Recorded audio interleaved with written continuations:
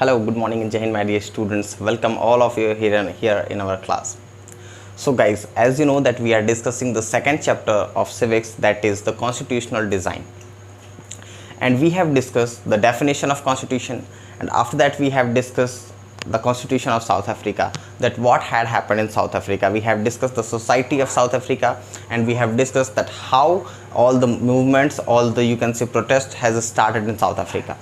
Okay, हमने discuss किया कि साउथ अफ्रीका कैसे एक रिपब्लिक बना. Okay, how South Africa become a republic. And finally we had discuss that Nelson Mandela was the first president of South Africa. So after that now the main you can say the most important point after this, the main आप कह सकते हो the main difficulty in the front of the people who have to make the constitution of South Africa, that was that how can they make the constitution equally for white and for the blacks also. जो भी लोग constitution बनाने वाले थे south Africa का, the party, the white government who was ruling and the party who were against this white government who were protesting against this, these two parties together have sit and started to make constitution. But सबसे बड़ी problem इसमें यही थी कि क्या जो भी rules and regulations बनाए जाएंगे, क्या वो ब्लैक कम्युनिटी और वाइट कम्युनिटी दोनों ये लोग मानेंगे उन रूल्स को. ब्लैक कम्युनिटी के आगे ये क्वेश्चन था कि जो वाइट कम्युनिटी के पीपल हैं कॉन्स्टिट्यूशन मेकिंग के लिए, कि क्या वो ऐसे रूल्स बनाएंगे जो उनके लिए और वाइट कम्युनिटीज़ के लिए इक्वल हों.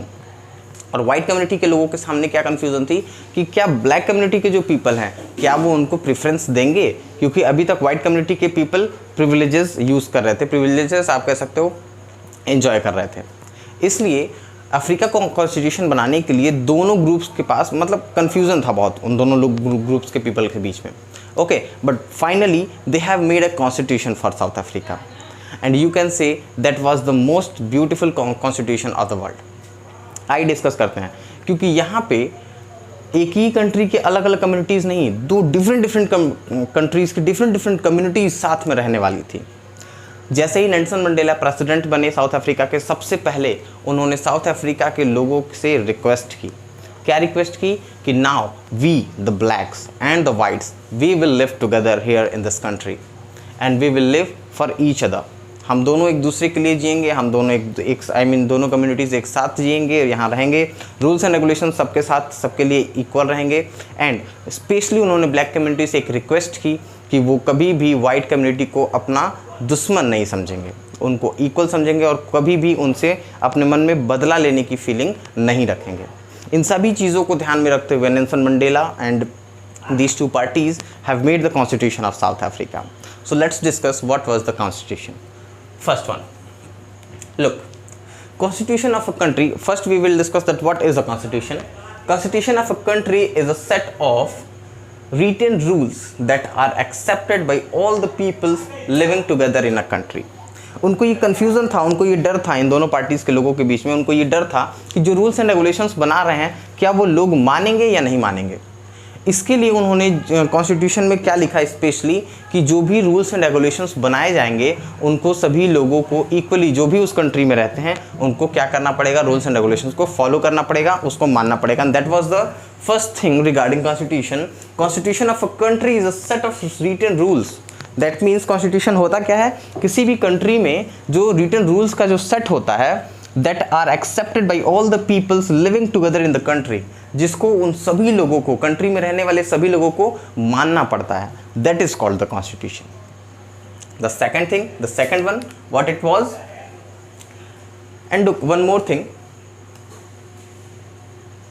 फाइन, जब ये रूल उन्होंने बनाया तो उनके मन में फिर एक और डर था, है ना. जिन लोगों ने भी कॉन्स्टिट्यूशन बनाया था उनके मन में एक और डर था कि क्या अभी तो ये लोग रूल्स एंड रेगुलेशंस को फॉलो करेंगे, because we have mentioned this in the constitution. But after some time जब जनरेशन चेंज होगी, जब न्यू जनरेशन आएगी या न्यू गवर्नमेंट आएगी, तो क्या ज़रूरी है कि वो लोग कॉन्स्टिट्यूशन में अमेंडमेंट नहीं करेंगे या रूल्स एंड रेगुलेशंस को फॉलो करेंगे. कहीं ऐसा तो नहीं कि वो रूल्स एंड रेगुलेशंस को चेंज कर देंगे और फिर वो अपने अकॉर्डिंग जीने लगेंगे फिर से, या तो वो ब्लैक्स को कंट्रोल करना शुरू कर देंगे या ब्लैक्स वाइट्स को कंट्रोल करना शुरू कर देंगे, क्योंकि सबके मन में फीलिंग तो थी एक दूसरे के लिए अगेंस्ट वाली. इसलिए फिर देखिए उन्होंने कॉन्स्टिट्यूशन में एक और वर्ड ऐड किया, that was constitution is the supreme law. That means उन्होंने यहाँ पे कॉन्स्टिट्यूशन को सुप्रीम लॉ बना दिया, सबसे बड़ा रूल बना दिया. Okay, that determines the relationship among people living in a territory. Territory means a place, okay, a country you can say, कि कॉन्स्टिट्यूशन क्या है, सुप्रीम लॉ है, सबसे बड़ा रूल है जो उस कंट्री में रहने वाले लोगों को मानना ही पड़ेगा, okay, among the territory and also the relationship between the people and the government. और कॉन्स्टिट्यूशन ने ये भी कहा कि जो भी लोग उस कंट्री में रहेंगे उनको अपने गवर्नमेंट की रिस्पेक्ट करनी पड़ेगी, उन दोनों के बीच का जो रिलेशनशिप है वो अच्छा होना चाहिए, okay. These was the two important things regarding constitution they have made, they have implemented. I hope this is clear to you कि उन्होंने किन बातों को ध्यान में रख के कॉन्स्टिट्यूशन का ये पार्ट प्रिपेयर किया होगा. And now after that we will discuss that in constitution what is given, okay. So just give me a single moment if I write all that things. This was the constitution and now we are going to discuss that what is in the constitution. What do a constitution does? एक constitution कर क्या सकता है, उसमें होती क्या क्या चीज़ें हैं. Okay, so just again give me a single moment guys.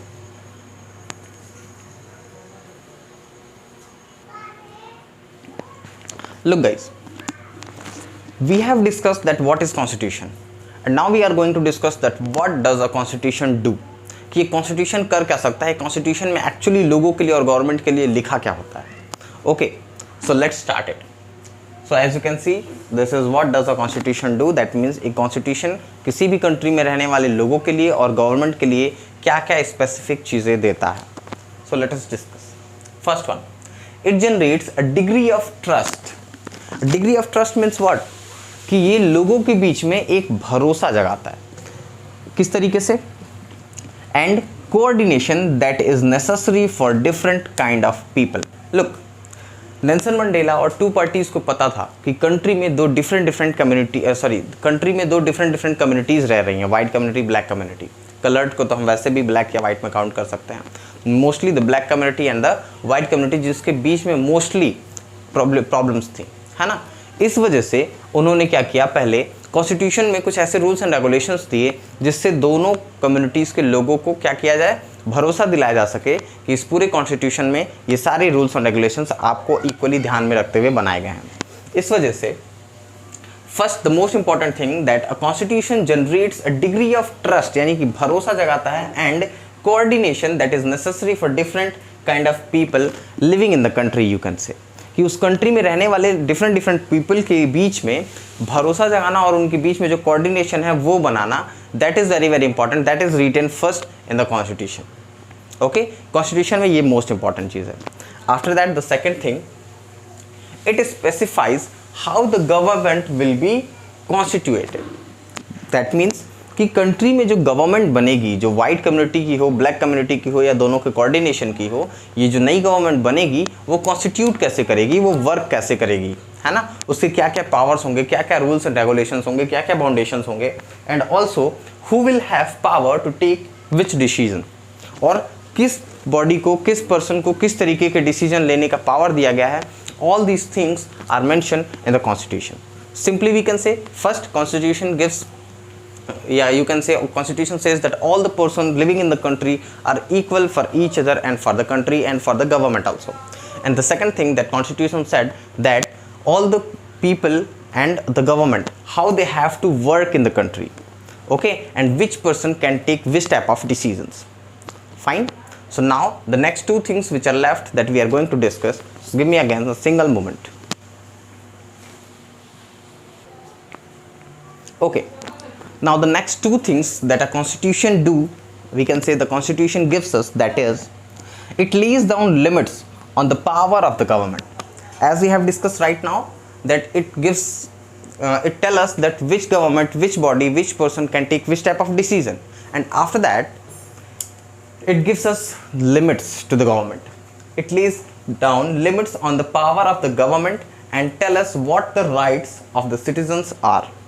That means constitution में गवर्नमेंट के पावर के बारे में लिखा है, and just after that government के पावर को लिमिट्स के बारे में लिखा है कि गवर्नमेंट की जो पावर है वो कहाँ तक लिमिटेड है, वो क्या कर सकते हैं और वो क्या नहीं कर सकते हैं.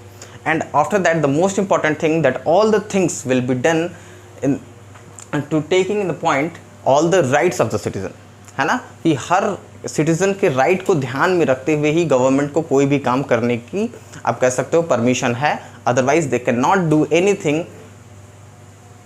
Do anything which harm any right of the person और द सिटीज़न। जैसे किसी भी पर्सन या सिटीज़न के अगर राइट्स को क्या किया जाता है, अगर ख़त्म किया जाता है तो वो काम गवर्नमेंट नहीं कर सकती है। That means all the limits, the set of limits which are also given in the constitution. After that, the next one, that is, and the last one, it expresses the aspiration of the people about creating a good society, the most beautiful thing। कि constitution हमें ये भी बताता है लोगों के aspirations के बारे में, हमें लोगों के एस्पिरेशंस को भी एक्सप्रेस करता है कि कैसे लोग एक दूसरे के साथ रहते हुए एक अच्छी सोसाइटी को बना सकते हैं, कि हमें एक अच्छी सोसाइटी को बनाना चाहिए, एक दूसरे के साथ रहना चाहिए।